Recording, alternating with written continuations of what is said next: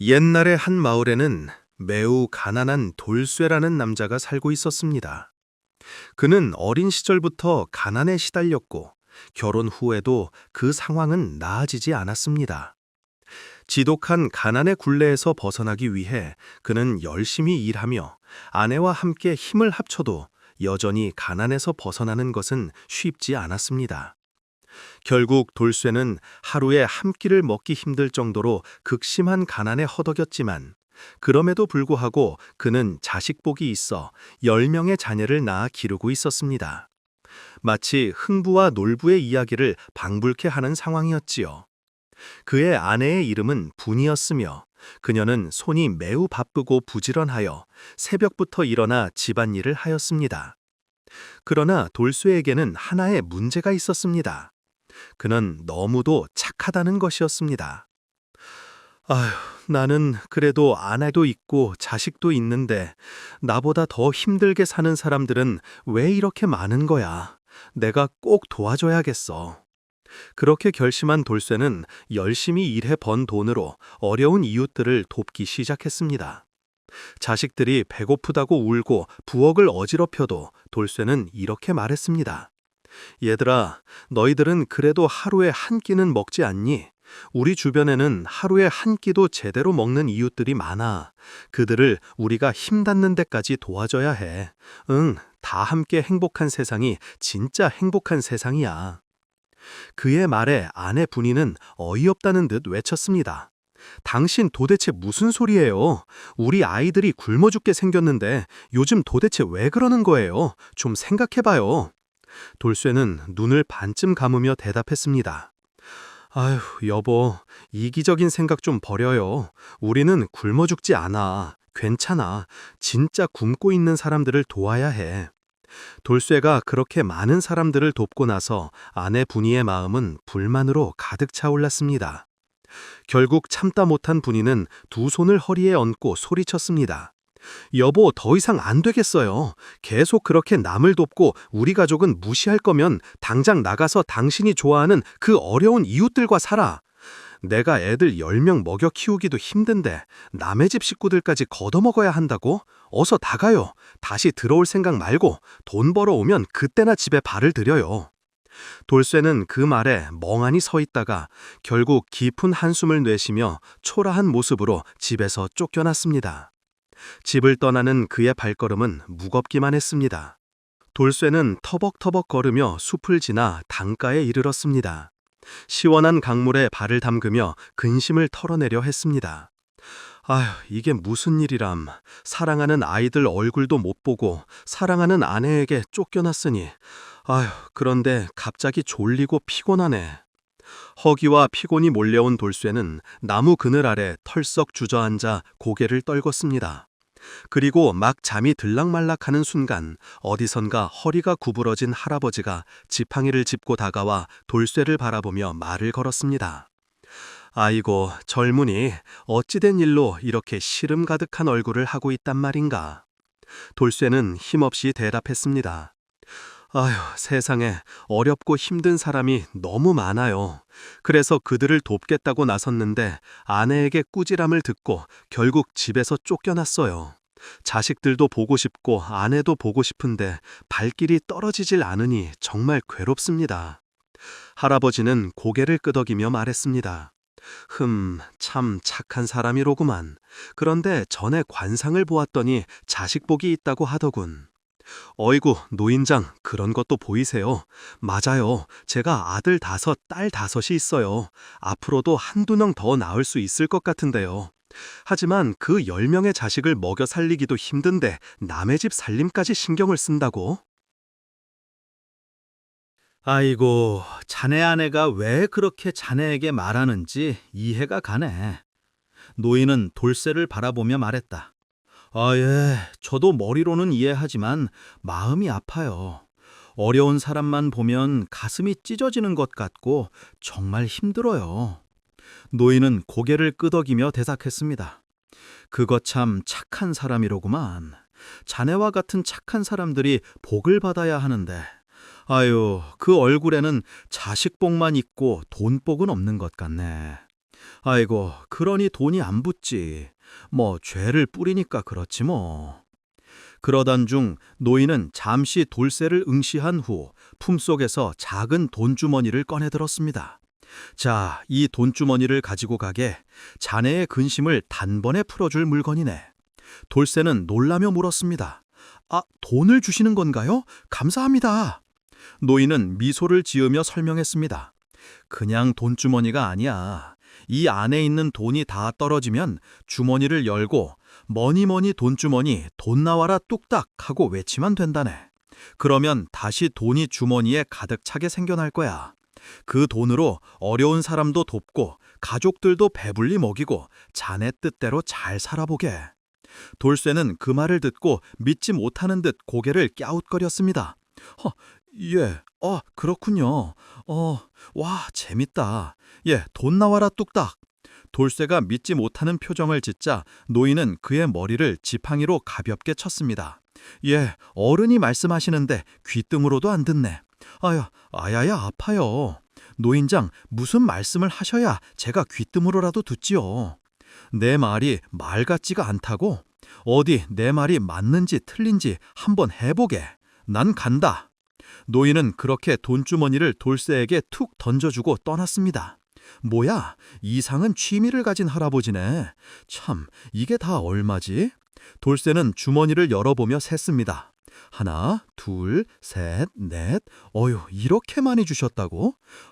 노인장 감사합니다. 정말 감사합니다. 돌쇠는 멀리 떠나는 노인에게 땀에 코가 닿도록 절을 하며 그 돈주머니를 가슴에 꼭 품었습니다. 그러다 그는 혹시나 하는 마음으로 실험을 해보기로 했습니다. 주머니 안에 있는 돈을 모두 빼내고 주문을 외쳤습니다. 머니머니 돈주머니 돈 나와라 뚝딱.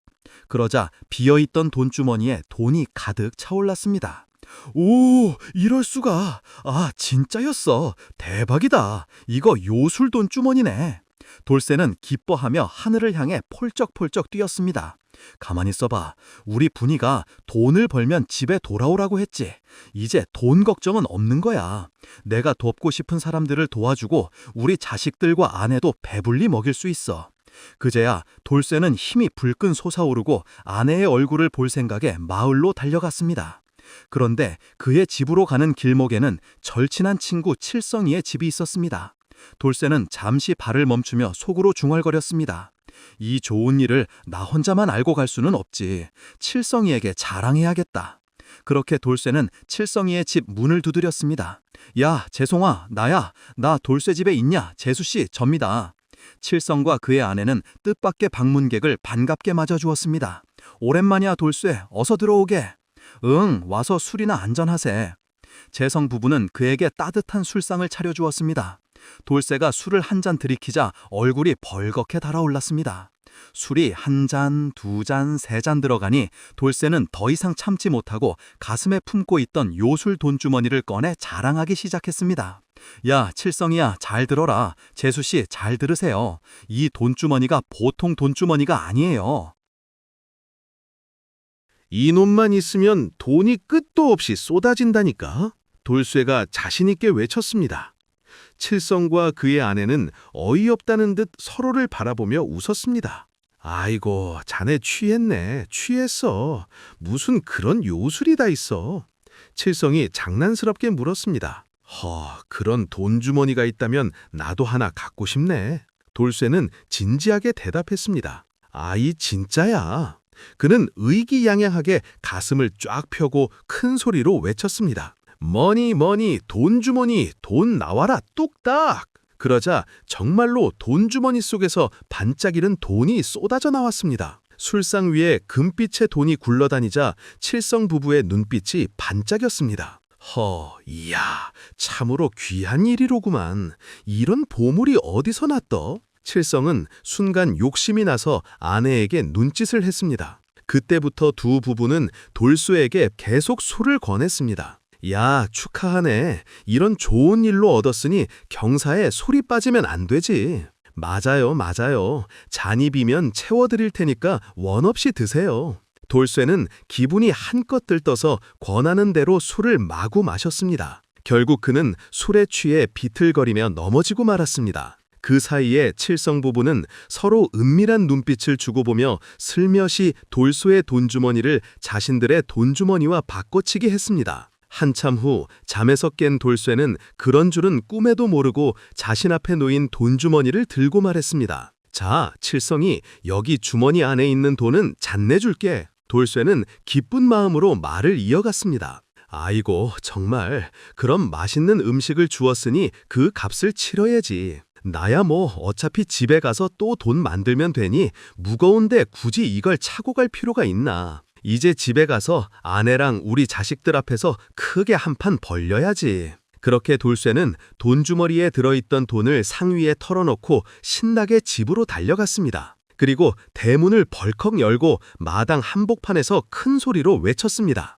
여보, 얘들아, 모두 모여봐라. 이제는 우리 돈 걱정하지 않아도 된다. 돌쇠의 목소리에 아내 부인은 의아해하며 아이들과 함께 마당에 나왔습니다. 아니, 돈 벌어오면 돌아오라고 했는데 왜 벌써 왔어요?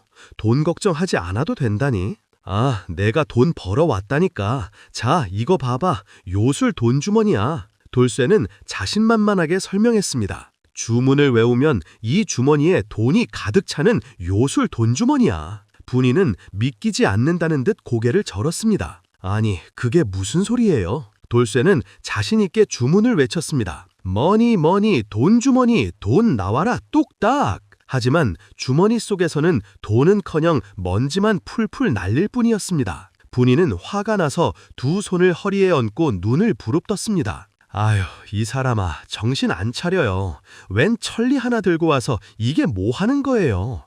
아휴, 못 살아, 내가 못 살아. 그러고는 분이는 돌쇠를 다시 쫓아내고 말았습니다. 돈도 못 벌어오면서 술까지 잔뜩 마시고 이상한 짓을 하고 도대체 왜 이러는 거예요? 아니, 이게 진짠데 이게 어떻게 된 거지? 돌쇠는 어안이 벙벙하여 터덜터덜 집을 나왔습니다. 아휴, 뭐야, 어떻게 된 거야? 에휴, 그래, 그럼 그렇지 뭐. 그렇게 돌쇠는 또 잔뜩 실망한 채 걷고 있는데 저 멀리서 이전에 봤던 노인이 다시 나타났습니다. 돌쇠는 그 노인을 보자마자 반갑게 달려갔습니다. 노인장, 어휴, 반갑습니다. 그래. 왜 또 표정이 우울하냐? 내가 요술 돈주머니도 줬잖아. 노인은 물었습니다. 아유, 그게 말이죠. 돌쇠는 노인에게 받은 돈주머니를 보이며 말했습니다. 더 이상 돈이 안 나오는데요. 먼지만 풀풀 날려요. 노인은 놀라며 물었습니다. 뭐라고? 주문은 잘 외웠고? 예, 보세요. 머니 머니 돈주머니 돈 나와라 뚝딱. 돌쇠가 주문을 외워도 돈주머니에서는 정말로 먼지만 풀풀 날리고 있었습니다. 어허, 이게 무슨 일이야? 어떻게 된 거지?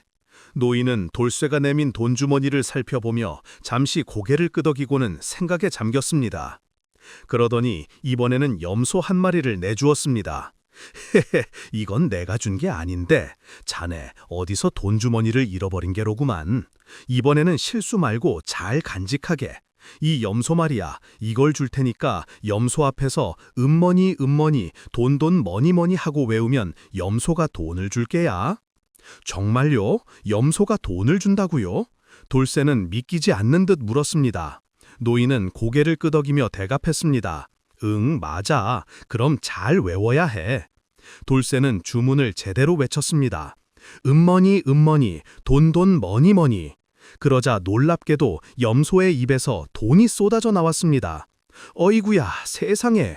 돌쇠는 눈이 번쩍 뜨이며 바로 노인 앞에 엎드려 절을 했습니다. 아이고, 노인장, 어르신, 이 은혜는 잊지 않겠습니다요. 그래, 이번에는 잘 간수하라고. 노인은 그렇게 휘적휘적 걸어 사라져버렸습니다. 돌쇠는 염소를 끌고 신이 나서 집으로 향했습니다.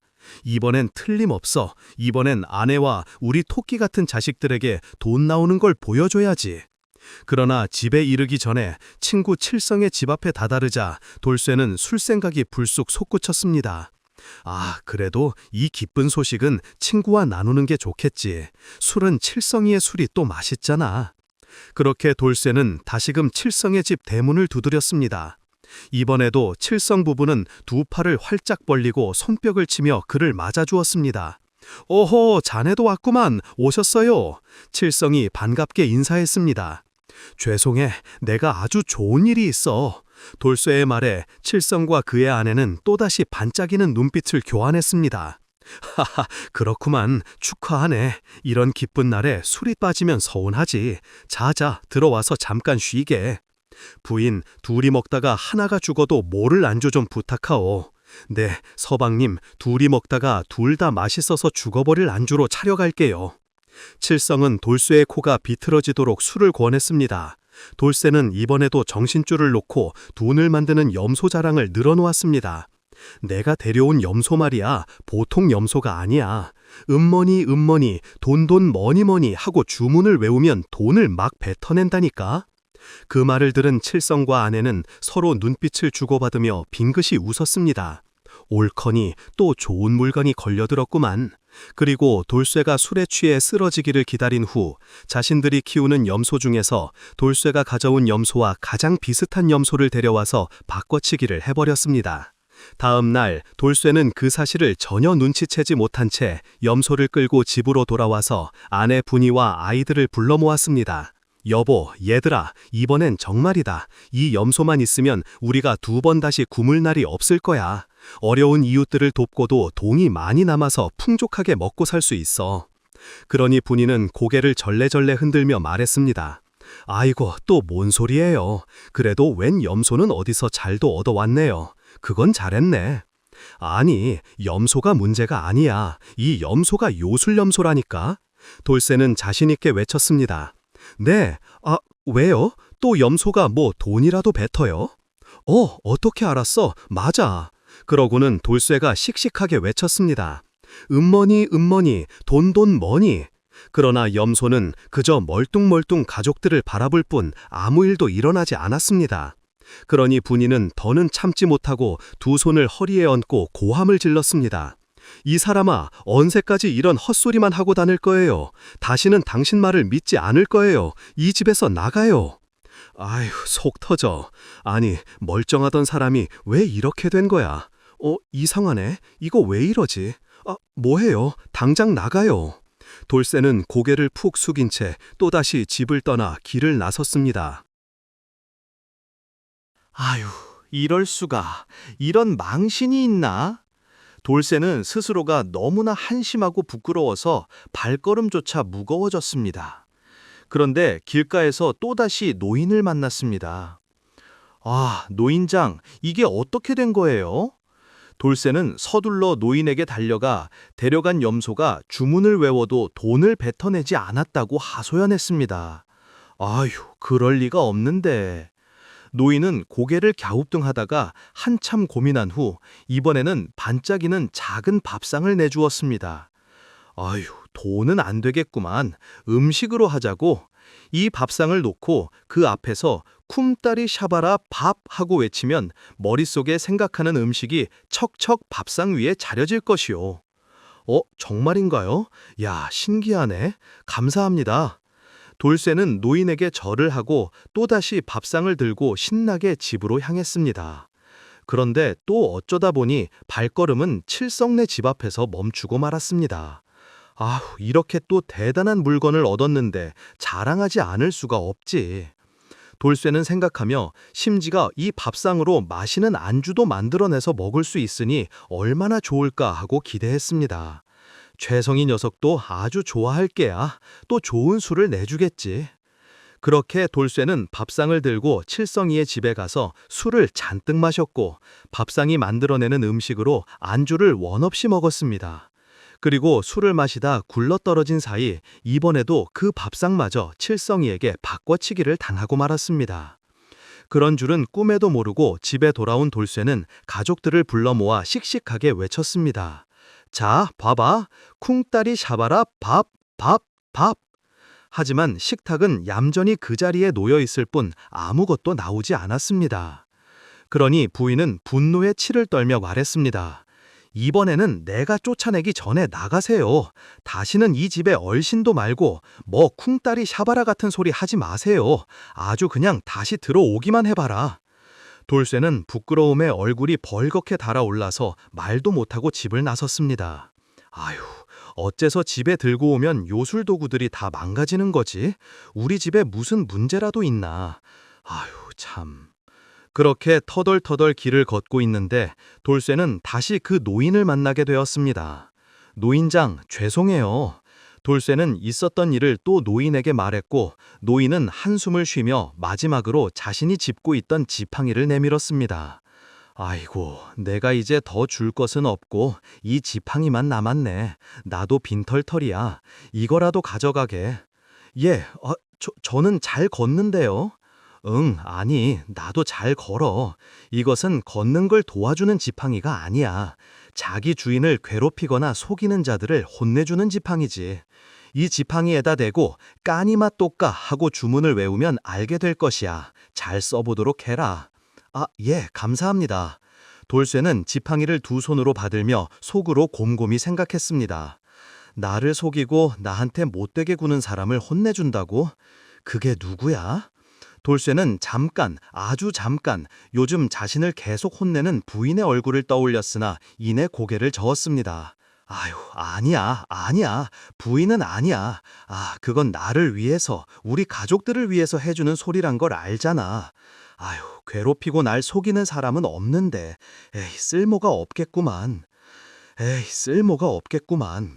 돌쇠는 지팡이를 들고 어디를 갈까 생각하다가 역시나 이번에도 칠성이를 떠올렸습니다.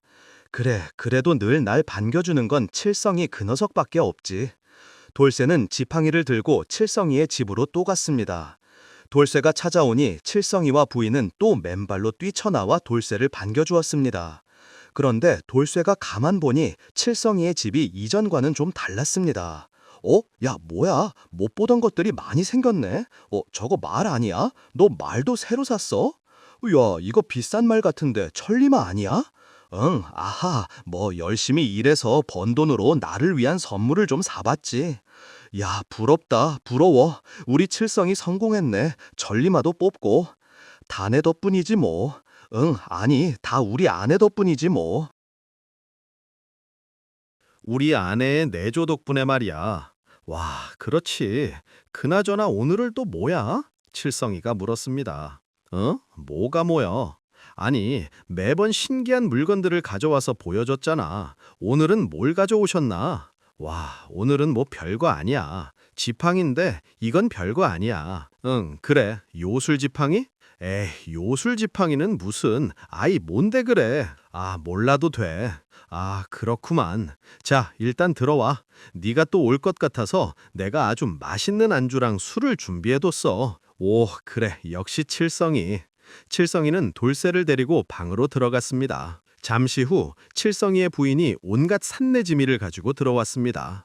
아휴, 재수씨, 매번 이렇게 맛있는 음식을 해주시고 정말 감사합니다. 야, 오늘은 음식이 어째 장난 아닌데요? 뭘요? 주문만 외우면 뚝딱인데요. 예, 그러니까 맛있어져라, 맛있어져라. 저만의 요리 주문이죠. 와, 그렇구만. 그래서 우리 재수씨 음식이 맛있는 거였어. 아주 술 도둑이에요, 술 도둑. 오늘도 많이 드세요. 아, 제가 한 잔 따라 드릴게요. 어이, 고맙소.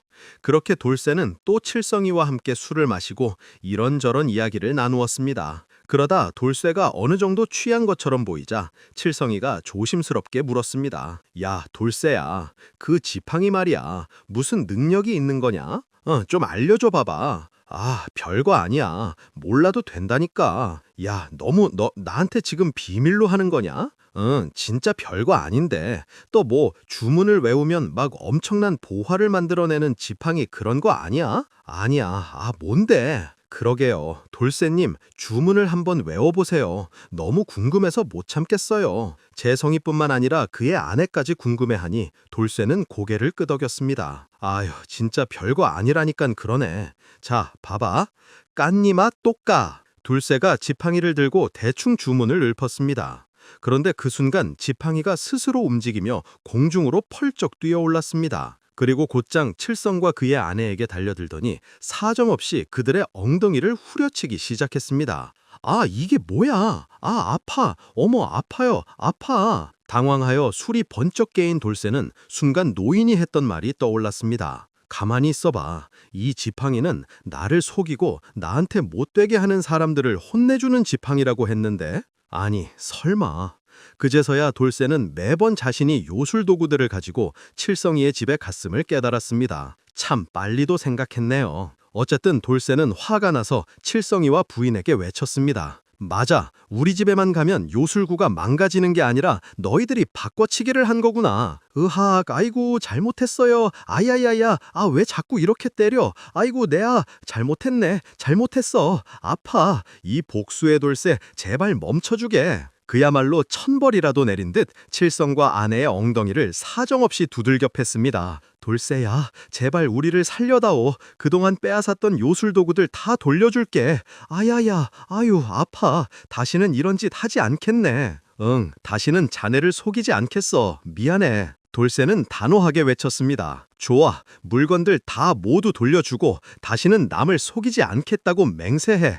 그렇지 않으면 이 지팡이가 용서하지 않을 것이야. 칠성과 아내는 눈물을 줄줄 흘리며 그렇게 하겠다고 약속했고 돌쇠는 다시 주문을 외워 지팡이를 멈춰주었습니다. 그리고 칠성이는 숨겨두었던 요술 돈주머니와 염소 밥상을 모두 돌쇠에게 돌려주었습니다. 돌쇠는 그 요술 도구들을 가지고 집으로 돌아갔습니다. 아내 부인은 처음에는 돌쇠의 말을 믿지 않았으나 돌쇠가 곧 주문을 외우고 그 뒤에 벌어진 놀라운 일들을 보고는 말문이 막혀버렸습니다. 이럴 수가, 이게 무슨 일이야? 부인, 이제 우리는 돈 걱정 없이 잘 살 수 있게 되었소이다. 어떠? 이제 내가 사람들을 돕고 다녀도 되겠지? 세상에, 아, 그럼요. 당연하죠. 얼마든지요. 부인의 얼굴에는 어느새 웃음꽃이 피었습니다. 그리하여 그 뒤로 돌쇠는 마을에서 제일 가는 부자가 되었으나 결코 초심을 잃지 않았습니다. 그는 항상 가난하고 굶주린 이웃들을 도와주러 다녔고 병들고 아픈 사람들에게는 약도 지어주었습니다. 집이 없는 사람들에게는 집도 지어주었고 분이 또한 더 이상 집안 살림에 걱정이 없으니 남편 돌쇠가 하는 일을 적극적으로 지지하고 지원해 주었습니다. 돌쇠와 분이 그리고 10남매는 의연히 행복하게 잘 살았으며 그들의 집에서는 언제나 신기한 주문소리와 웃음소리가 끊이지 않았다고 합니다. 이제 원님의 기막힌 판결 이야기를 해볼까요? 옛날 어느 마을에 한 사냥꾼이 사냥을 나갔습니다. 이 사냥꾼에게는 길들여진 매가 있었죠. 사냥꾼은 매를 풀어 매가 꽝을 보고 뒤쫓게 하였습니다. 다급해진 꽝은 마을로 내려가서 닭을 키우는 집으로 숨어들었습니다. 꽝을 쫓아온 매는 꽝이 보이지 않자 대신 닭을 덥석 물어버렸습니다. 매의 눈에 닭고기가 꽤나 먹음직스러워 보였기 때문입니다. 뒤를 돌아보니 주인은 아직 보이지 않았습니다. 배고팠던 매는 구석진 곳으로 가서 닭을 맛있게 먹었습니다. 그런데 그때 닭의 주인이 이 모습을 보고 말했습니다. 아이고, 아이고, 내 닭! 닭의 주인은 너무 화가 나서 들고 있던 빗자루로 매를 힘껏 내리쳤습니다. 매는 정신없이 닭을 먹다가 그 빗자루를 피하지 못하고 그대로 맞고 죽고 말았습니다. 그리고 그때 마침 매를 풀어놓은 사냥꾼이 들이닥쳤습니다. 닭 주인이 빗자루로 매를 때려 죽이는 모습을 보게 되었죠. 아니, 뭐 하는 거야? 내 매를 죽였잖아. 사냥꾼은 얼굴이 잔뜩 붉어져서 소리쳤습니다. 닭 주인은 깜짝 놀라서 아이고, 아이 사냥매였습니까? 그런 줄도 모르고 아유, 이게 저희 닭을 잡아먹기에 그만 하고 당황하며 말했습니다. 아니, 매가 닭을 잡아먹으면 내가 닭값을 물어주면 될 것을 애써 길들인 비싼 뇌를 이렇게 죽이면 어떻게 합니까? 매값을 물어내시오. 사냥꾼은 닭 주인을 윽박질렀습니다. 그러나 가난하게 살아가는 닭 주인에게는 비싼 매를 물어줄 만한 큰 돈이 없었습니다. 아유, 나는 그럴 돈이 없어요. 헤헤, 이것 안 되겠다. 너 관하러 가자. 사냥꾼은 닭 주인의 멱살을 움켜잡고 관하러 갔습니다. 고을 원님은 닭 주인과 사냥꾼을 번갈아 보았습니다. 닭 주인을 보아하니 그가 아주 가난한 사람이라는 것을 금방 알 수 있었습니다. 원님은 고개를 끄덕이며 사냥꾼에게 물었습니다. 그래, 네가 사냥할 때 부리는 그 죽은 매는 무엇을 잡는 매였느냐? 사냥꾼은 당당하게 대답했습니다. 예, 제 매는 꽝을 잡는 아주 훌륭한 매였습니다요. 어이, 그 매가 저와 함께 잡은 꽝이 수백 마리 됩니다. 근데 그런 매를 그냥 빗자루로 쳐 죽이다니 이게 말이나 됩니까? 그렇구나. 그럼 그런 매는 얼마나 나가나? 사냥꾼은 원님의 질문을 받고 매값을 물어주게 하시려나 보다 하고 매를 비싸게 불렀습니다. 한 돈 30은 됩니다요. 아주 비쌉니다. 그래. 그럼 저 하늘에 날아다니는 솔개는 무엇을 잡느냐? 사냥꾼은 원님이 갑자기 엉뚱한 것을 물으니 잠시 당황했지만 이내 침착하게 대답했습니다. 저런 솔개는 뭐 닭도 잡아먹고 개구리 같은 것도 잡아먹습니다요. 그렇구나. 그러면 저런 솔개 값은 얼마나 나가느냐? 솔개요? 솔개는 뭐 딱히 값이 없습니다요. 혹시 뭐 약 쓴다는 사람이 있으면 그거 몇 푼 받을지 모르겠네요. 사냥꾼은 자신이 아는 대로 자세히 대답했습니다. 그러니 원님은 입가에 웃음을 띄우며 말했습니다. 그래, 솔개는 닭이나 개구리를 잡아먹고 너의 매는 꽝을 먹는다고 했겠다. 예, 그렇습니다요. 그러면 그 죽은 매는 닭을 잡아먹었으니까 매가 아니고 솔개가 아니냐? 네 말에 의하면 솔개는 값이 없다고 그랬고. 사냥꾼은 어이가 없었지만 그렇다고 뭐라 말도 못했습니다. 어디 원님 앞에서 감히 반박을 할 수가 있겠습니까? 원님은 고개를 끄덕이며 다시 말을 이었습니다. 그러니까 저 닭 주인이 죽인 것은 닭을 잡아먹는 솔개이고 솔개는 값이 없으니 저 닭 주인이 값을 물어줄 필요는 없다. 그런데 그 솔개가 저 닭 주인의 닭을 잡아먹었으니 너는 닭 주인에게 닭값을 물어주도록 해라. 이해? 아이구야, 아이고. 그렇게 사냥꾼은 맷값을 비싸게 받는커녕 닭 주인에게 죽은 닭값을 물어주기만 하였다고 합니다. 하마비 이야기. 옛날 도봉산 방학동에는 하마들이라는 곳이 있었습니다. 지금도 그 지명으로 불리는데 그 이름은 다름 아닌 하마비에서 비롯되었습니다. 하마비란 비석의 대소인원 개하마, 곧 대소인을 막론하고 이곳에 이르면 반드시 말에서 내려라 라고 새겨놓은 비석입니다. 이 비석은 왕이나 훌륭한 인물과 관련된 장소 앞에 세워두고 누구든 그 앞에서는 예를 다하도록 한 표시였던 것입니다. 방학동 뒷산에는 덕수 이씨의 묘가 많았는데 이 집안에서는 조선시대에 무려 3명의 영의정이 배출되었습니다. 그 집안 세도가 워낙 대단하다 보니 친척은 물론이요, 그 집안에서 부리는 하인들조차 위세가 아주 당당했습니다. 그래서 방학동 뒷산 고개를 지나는 사람은 신분을 막론하고 말에서 내려야 했고 사람들은 그 고개를 자연스럽게 하마라고 불렀습니다. 이곳이 곧 지금의 하마들이 된 것입니다. 그 시절 방학동에는 밤나무가 무척 많았습니다.